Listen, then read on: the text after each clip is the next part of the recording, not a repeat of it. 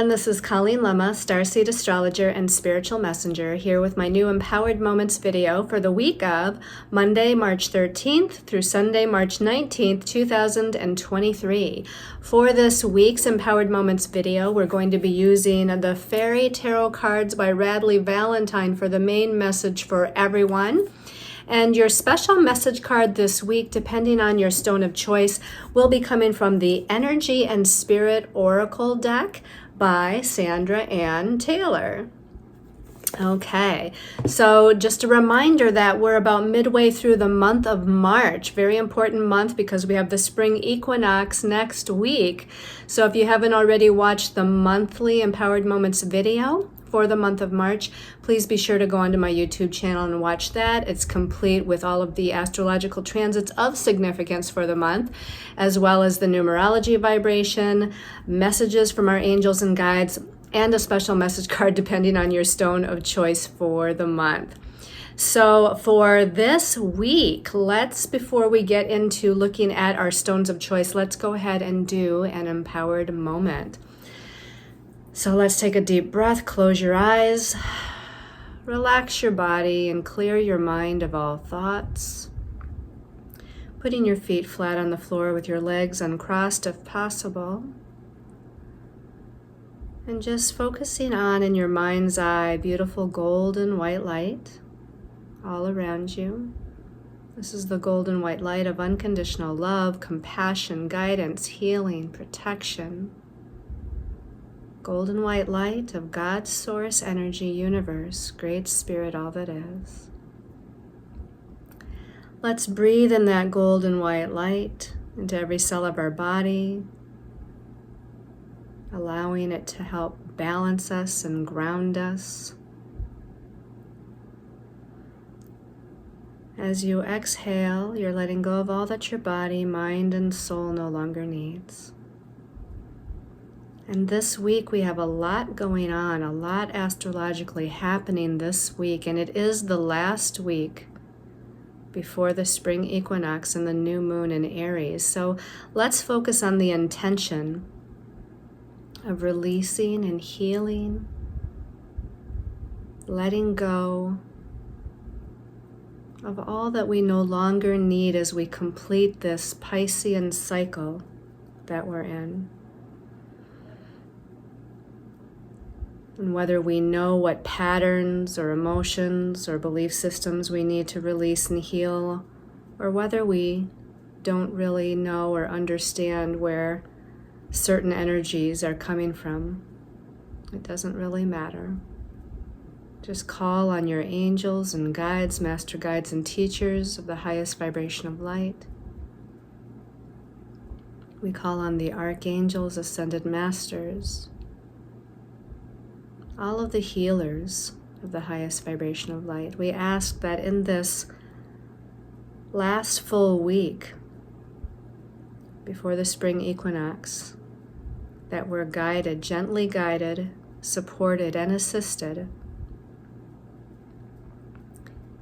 in releasing and purging, clearing and letting go all lower vibrational emotions and feelings, all lower vibrational thought forms and belief systems, karmic patterns, and trauma energies from this and previous lifetimes and parallel lifetimes throughout all directions and dimensions of time and space. And let's take in a deep breath and breathe in that intention. And as you exhale, you're letting it all go. The intention of releasing and letting it all go as you exhale.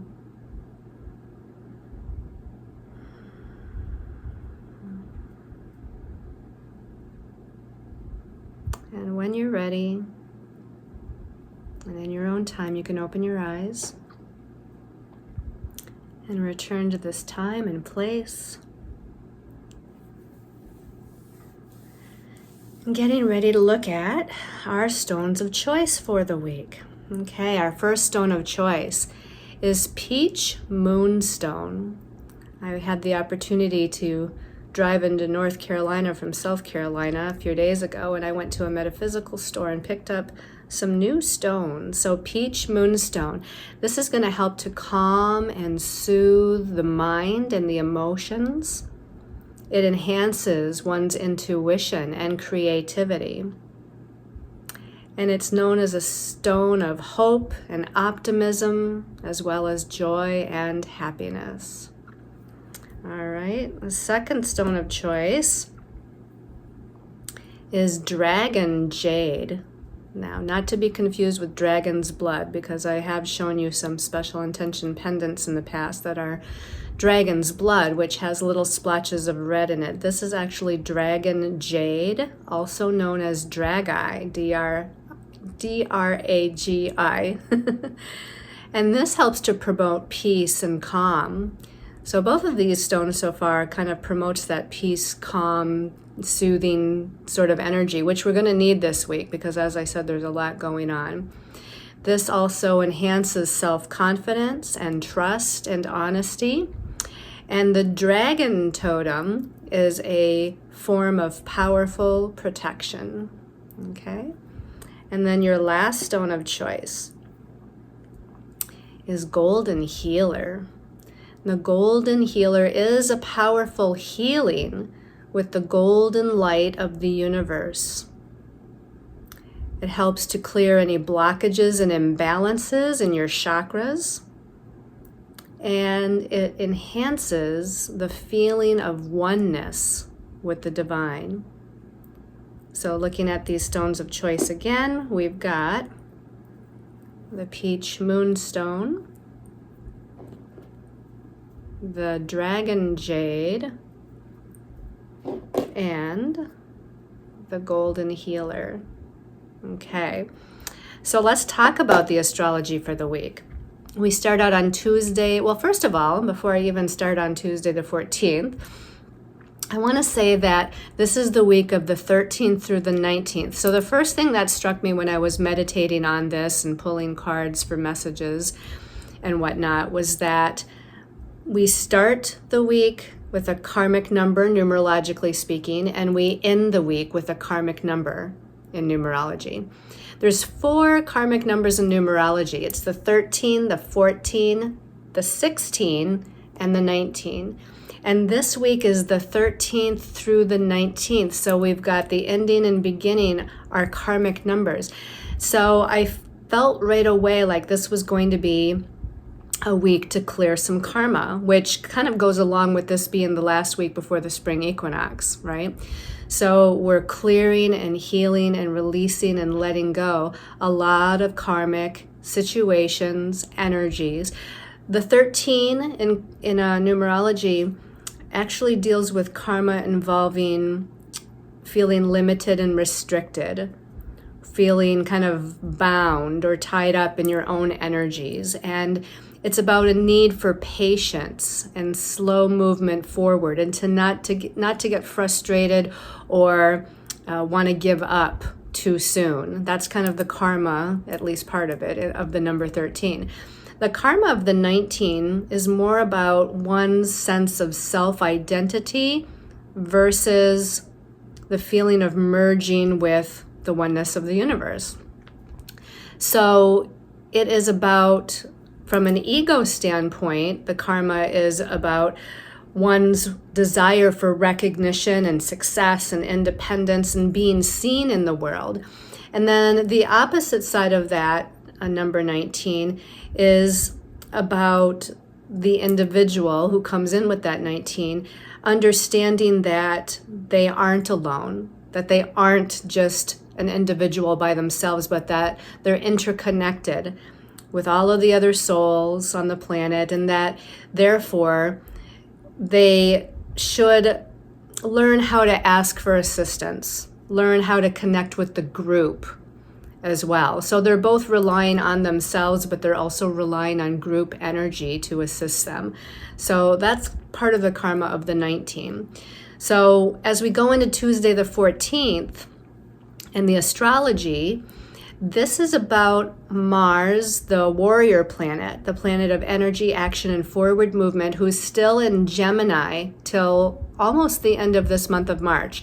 So he's in his last few days, if you will, of being in Gemini. Remember, all the way back to late August, early September of 2022. This is when Mars first went into Gemini. And Mars likes to move forward and be passionate and move fast because, again, it's that assertive, aggressive warrior nature. But since he went into Gemini, things have been a little bit all over the place, a little bit ungrounded, a little bit chaotic and unfocused. You know, Gemini is a vacillating sign. It's known as a mutable sign, which means it's changeable, ever-changing directions. And so that Mars and Gemini energy has been with us because then Mars went retrograde late 2022 and then turned back to direct motion in January 2022 and now is completing his journey in that sign of Gemini. So he's already a little unstable. And then he challenges Neptune on Tuesday. And Neptune is the planet of illusion, confusion, delusion, not being grounded. Things are intangible, not clear. There's a lack of clarity. Now, there's positives to Neptune, right? It's spiritual oneness. It's connecting with the higher realms, our angels and guides, connecting with your higher self.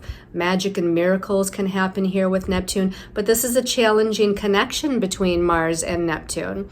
So the challenge is that they're both immutable or changeable signs, and Neptune brings kind of an illusionary, not clear energy anyway, and Mars wants to be clear about where he's going. So as far as plans and directions and decisions, it might not bode well to kind of stay on course. Mars squaring Neptune is getting off course. It's like you're presented with a fork in the road, but instead of just two possibilities, there's like 10. Or presented with this idea of desiring kind of balance in order to move forward, but you really don't have any balance or focus or groundedness. So that's what Tuesday is Mars is challenging Neptune. And we've got kind of a theme with this Piscean energy. And again, we're in that Pisces energy until the spring equinox, which is next week. But on Wednesday the 15th, we've got the sun that rules our sense of self-identity and self-confidence and individuality, still in Pisces and connecting with Neptune again. So this can bring in this, again, confusion with who we are, what we're doing, who we're supposed to be, what path we're supposed to follow. You know, there's just, again, this intangibility energy with that Sun and Neptune both coming together in Pisces. Now, the positive side of that one is that our psychic senses are more fine-tuned, our intuition, our healing abilities, our creative abilities. So it's a great time for meditation, self-reflection, working on artistic projects, or again, doing any kind of spiritual work that involves your intuition or psychic or healing abilities. On Thursday the 16th, now we've got Mercury, who's in Pisces, connecting with Neptune in Pisces. Mercury rules the mental realm, our mind, our thoughts, our ideas, our perceptions, and how we communicate. So again, there might be some confusion when we're interacting and conversing with other people. There might be confusion within our own mind about possibilities or decisions.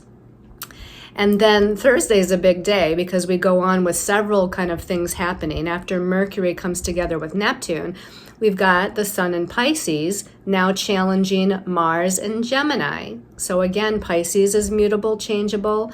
Gemini, where Mars is mutable, changeable energy. And it's a challenge. It's a square here. So I feel like, again, we're just ungrounded and unsure and uncertain and insecure, and we're just vacillating all over the place. And then the next connection on Thursday is Venus, the planet that rules relationships and personal resources like money and finances. She's in Aries. And so she wants to be in charge of, what direction her partnerships are going. She wants to be a little independent in her relationships. She wants to also be a leader or take charge or initiate something new with her money and her finances. As far as her sense of self-worth, she's usually pretty confident in Aries. However, on Thursday, she's challenging Pluto. It's a square to Pluto. Now, Pluto's in the very last degree of Capricorn, getting ready to transition into Aquarius, but that hasn't happened yet. It's going to happen, I believe that's next week as well, after the spring equinox. But Venus connecting with Pluto in that challenging way could bring some power and control issues in our relationships, all types of relationships. It can bring transformation and change, death and rebirth energies, but with challenge, because again, it's a challenging square. So look for transformation to happen. That can be the result, but we might feel a little bit of difficulty in relationships before that happens.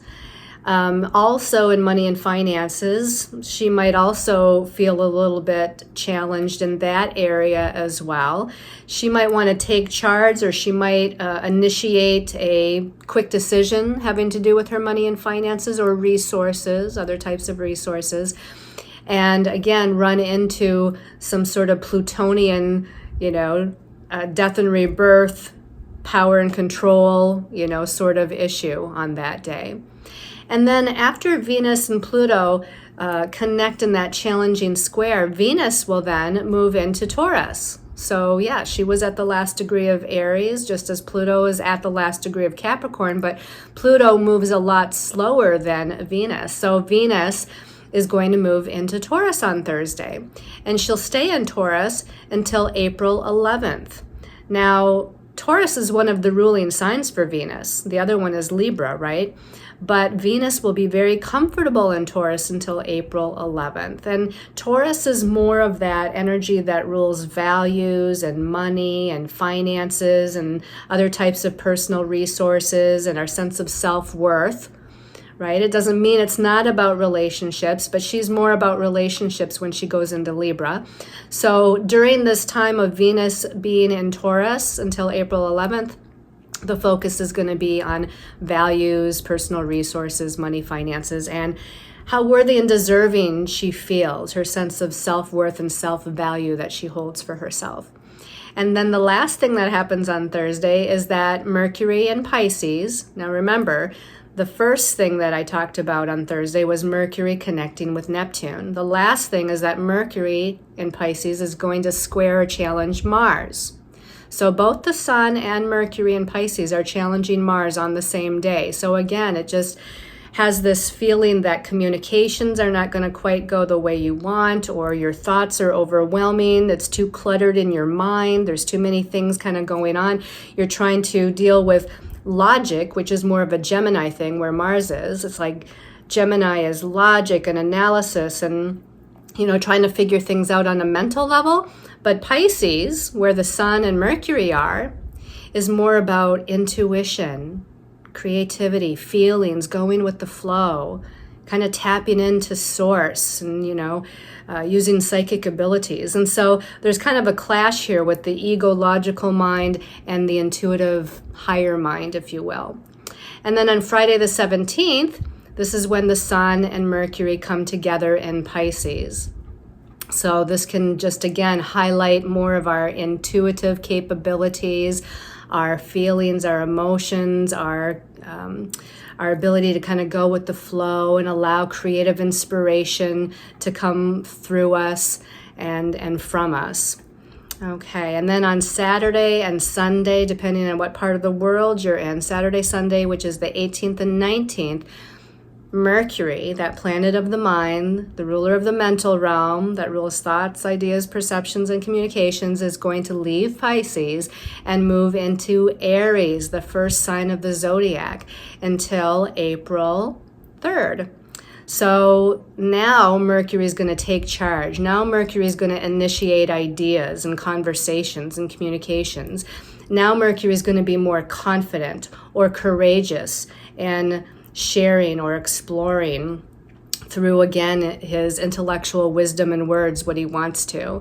He might be a little bit kind of knee-jerk reacting when it comes to communication, because Aries is a fire sign. It's cardinal fire. So when it comes to speaking our opinion or sharing our voice in some way, Mercury in Aries isn't going to be shy. It's not going to hold back. So now we're really going to be more in that leadership mindset, so to speak. All right, so that was a lot. Let's go ahead and take a look at the messages from our angels and guides from the fairy tarot cards. I thought we had to lighten the mood a little bit somehow with all these challenging kind of square energies, or this kind of ungrounded, unfocused sort of energy. And I always feel like fairies kind of lighten the energy.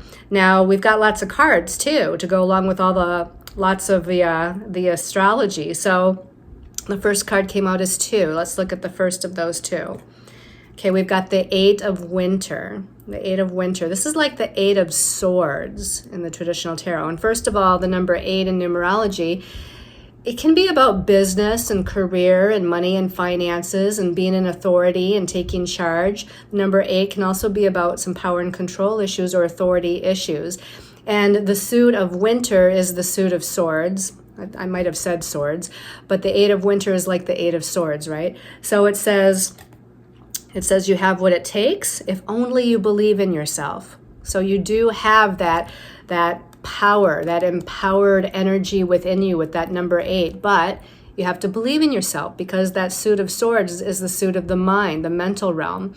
And sometimes it can trip us up, right? So you have what it takes if you believe in yourself. And then it says, thinking that you're powerless when you're not. So it actually mentions your inner power here. A lack of self-confidence that keeps you from getting what you want, okay? So the 8, again, to me says, you need to stand in your confidence. You need to be empowered, and you need to take charge of your life. But because it's that suit of Swords, the suit of the mind, again, our ego mind kind of trips us up. And then we have this insecurity or lack of confidence, or feel disempowered, or maybe end up having some power and control issues with a boss or a parent or a significant other in your life, etc., etc. So let's go ahead and see what comes out with this card. And, again, Mars and Gemini throughout the week, right? And Gemini is that mental realm, okay? The Pisces is more of the spiritual realm. So let's see what comes out with the 8 of Swords. Okay, so we've got another Winter card, or another Swords card. This is the 3 of Winter, the 3 of Swords. The number 3 in numerology to me, now it can be abundance, prosperity, blessings, but again, this is the suit of Swords, which sometimes is the most challenging suit when it comes to the tarot, because again, it deals with the ego mind, and the ego mind and the higher self aren't always in alignment. So the number 3 can also be about exaggeration of some sort of energy, expansion, of some sort of energy. So we're expanding probably some negative mindset here. It says at the bottom, reach out to others for comfort and love. It says you will grow stronger from this situation. Sadness that will heal with time. So we've got actually a woman, a maiden, a fairy. She's with kind of a wise sage, and they're both with a bear. Bears can be about cycles. When I think about the bear totem, I believe it's about cycles of energy, cycles of ups and downs, cycles of the positive versus the not so positive, that we're always going through some sort of cycle here. And here, this would be saying that we're going through a little bit of a cycle here with the suit of Swords, the mental realm, where we're not feeling so confident or empowered, or we're feeling hurt in some way. The 3 of Swords usually indicates that we're feeling a little sad or depressed or anxious in our heart for some reason, some situation that's causing us to feel like we've been wounded in some way. Now, this can be a current situation, or this can be a past situation. Maybe your past has been, full with some difficulties and challenges. Maybe there's a past life pattern that is kind of showing itself or presenting itself most recently to you again and again. So those heart wounds are kind of coming up. And I think we just also had recently Jupiter, the planet of expansion, connecting with Chiron, the wounded healer. So that wouldn't be surprising that that energy is still in effect here. But these two cards, the two cards of swords, is saying that, again, we have to get a handle on our mind. We have to get a handle of how we're thinking or perceiving or believing about certain situations in our life, or even how we're perceiving and thinking about ourselves, right? Where we have to be more empowered and confident and in our own inner authority as we move through this week. Let's see what the next card came out as two cards as well. So let's look at those, the first of those two cards. Okay, so we do have the Prince of Summer here. This is like the Knight of Cups. And at the top it says romantic, captivating, dramatic, and flirtatious, right? The Knight of Cups can be a little flirtatious. At the bottom it says falling in love suddenly. It says being swept off your feet. The need to stay grounded, I think, is a key phrase on this one. The need to stay grounded during a very emotional experience. That makes sense because, again, the Suit of Cups here is about the emotions, our emotions, feelings, right? The emotional body. The Knight is a younger energy. So it's older than the Page, you know, not that these are necessarily people, but if we were going to say the Page is the most immature of the energies, it's, you know, relates to that childlike wonder. The Knight is sort of like a teenager, right? He thinks he can conquer the world. He can do anything. He falls in love quickly. He might fall out of love quickly. And then we've got the Queen and the King, which are the more mature court cards. So here we're in kind of a teenage energy of the emotional realm, right?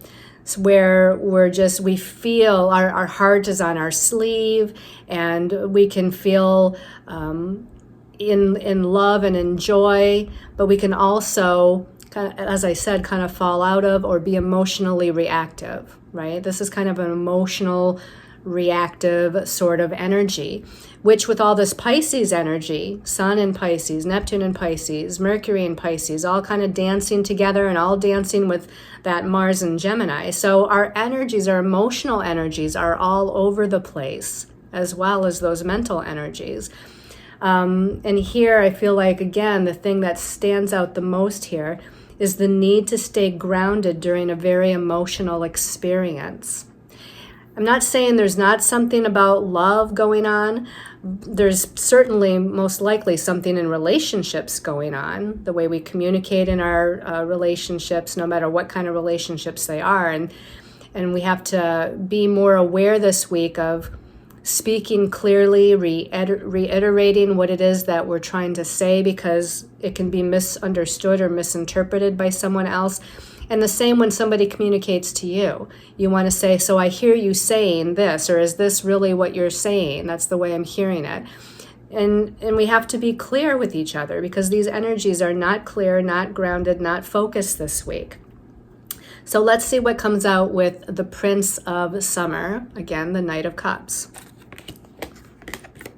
Okay, this is interesting because we have another prince, but this is the Prince of Winter. So we're back to the Knight of Swords now. And at the top of this one, the Knight of Swords, it says intellectual, determined, focused, and impulsive.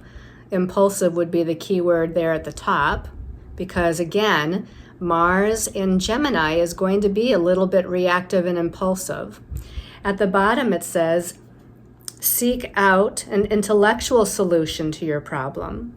The need to act quickly and decisively, sudden or unexpected changes. Well, again, we're in the end of Pisces season and getting ready for the spring equinox and the new moon in Aries next week. So we're in this end of a cycle. We're in this completion phase. There could be some sudden and unexpected changes, redirections, or happenings, especially with all the Pisces and the Gemini energy going on, okay? Because we're healing, clearing, releasing, and letting go of what we no longer need.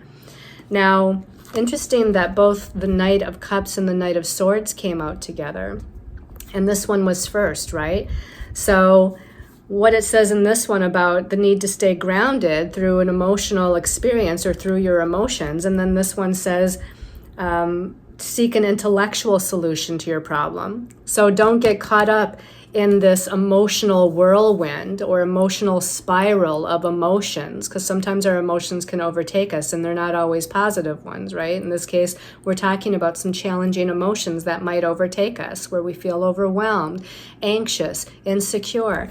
And this one says, oh, come on, come back to the logical, stable, mind. Now, it's not really supportive of the logical, stable mind, but it does say to seek out an intellectual solution. It's like try to look at it from a more logical perspective. Whatever this is going on here situationally, be more logical about it, right? Step outside of the emotions for a minute and step into the positive of the mental mind. Not this stuff right here that looks a little challenging. But step into being a little bit more grounded and focused, right? Intellectual, determined focus.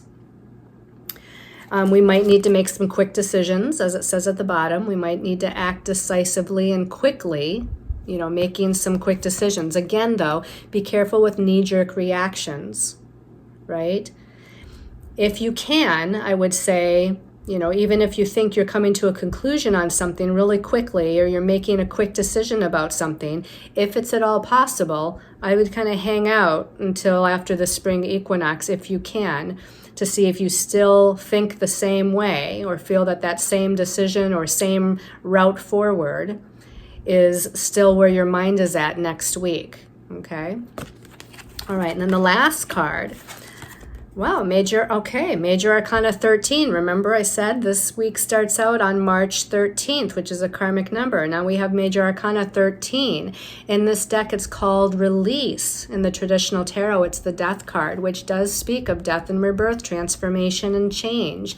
At the bottom, this one says, let go of the past. That's what we're in. We're in a cycle right now of letting go of the past, or releasing some past baggage, some past karma, whatever it is. And not only situationally or relationship-wise, we're clearing on an energetic level, old mindsets, old belief systems, old emotions, and some of it may be from other lifetime experiences that we don't even consciously connect to or know about, and that's okay. Our body knows what to do. Our energy bodies know what to do. Our higher soul self knows what to do. Our angels and guides are supporting us as long as you're asking them to support you in doing this. So it says, let go of the past, an ending that makes way for new opportunities. And those new opportunities are going to come in after the spring equinox next week. It says time to move on. So release and let go. It's time to move on. Release the past. We're getting ready to initiate a brand new cycle of energy, initiating new opportunities, new directions, new possibilities. As we get into that spring equinox on Monday, which would be, I guess, the 20th, March 20th. So it's really the beginning of next week is the spring equinox. But then March 21st, Tuesday, is going to be our new moon in Aries. So those 2 days are initiating a new cycle. We're doing as much clearing, healing, and releasing this week as we can. All right, let's go ahead and take a look at your special message card depending on your stone of choice. That first stone of choice was the Peach Moonstone. So let's see what message Peach Moonstone people have for this week. Peach Moonstone. Okay, this one's calling my attention. This one says creation. And at the bottom it says soul expression, something new. So I feel like even though this is your message for this week, it's really giving you a message for next week as well. Right now, be in a creative mode though. Creation, creative, artistic, self-expression, right? This person happens to be expressing herself through watering her garden or watering her flowers. It can be that simple, right? That is a creation that you're participating in with the creator, right? This can be cooking, this could be sewing, this could be a collage, this could be painting, drawing, singing, dancing, right? There's all types of creation. And Pisces, which we're in this week, is a creative sign, an artistic sign.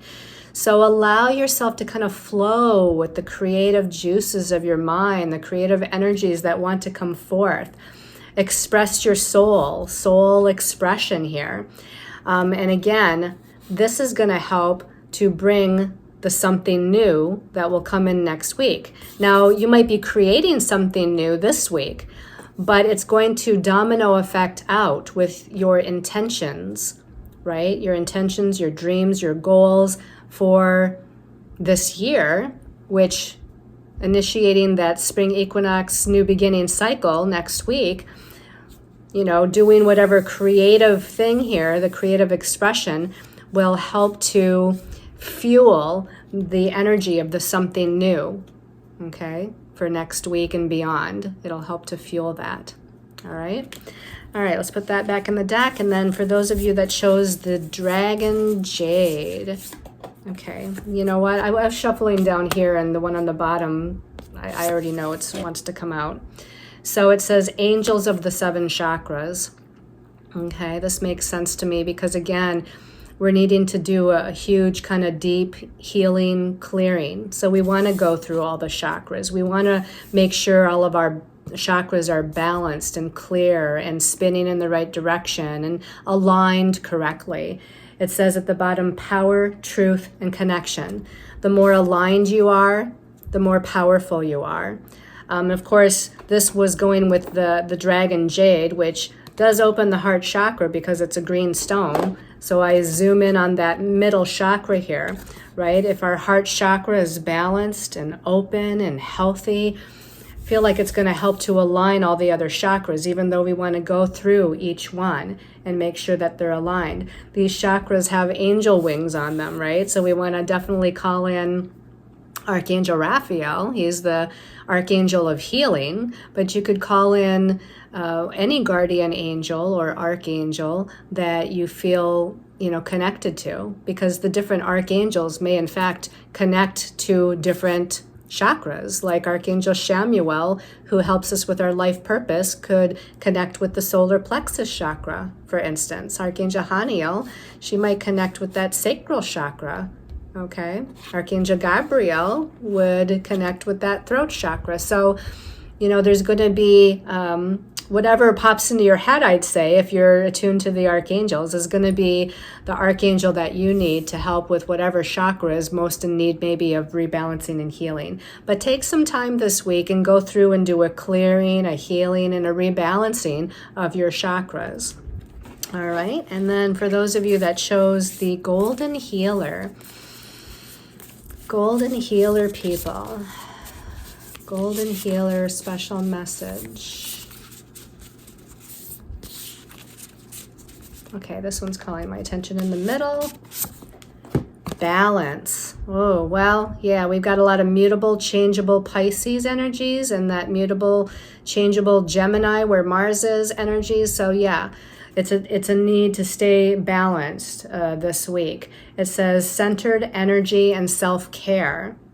So again, we have this need for tending to ourselves, quieting ourselves, relaxing baths, walks out in nature, doing a healing, of our energy bodies or chakras.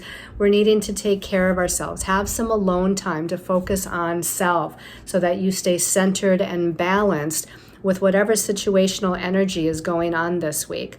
I think we're all probably going to need that a little bit, whether it's a situation or a circumstance or a relationship challenge we're going through, or maybe it's just within us. Maybe it's just, we're going through a healing, releasing, reorganization of our energies. Maybe our dream time, that pops in too. Pisces rules dreams and dream time. I feel like our dreams are very active right now and helping us to kind of clear and purge out some energies. So we have to do what we can. I'd say exercise pops into my head in order to stay centered and balanced. Again, getting out and communing with nature to stay centered and balanced. Meditation to stay centered and balanced. All of these things and more are going to be helpful for you in maintaining that sense of stability and balanced energy within yourself. All right, everybody, thank you so much for tuning in. Sending you all lots of love and light until we come together again next week. Namaste.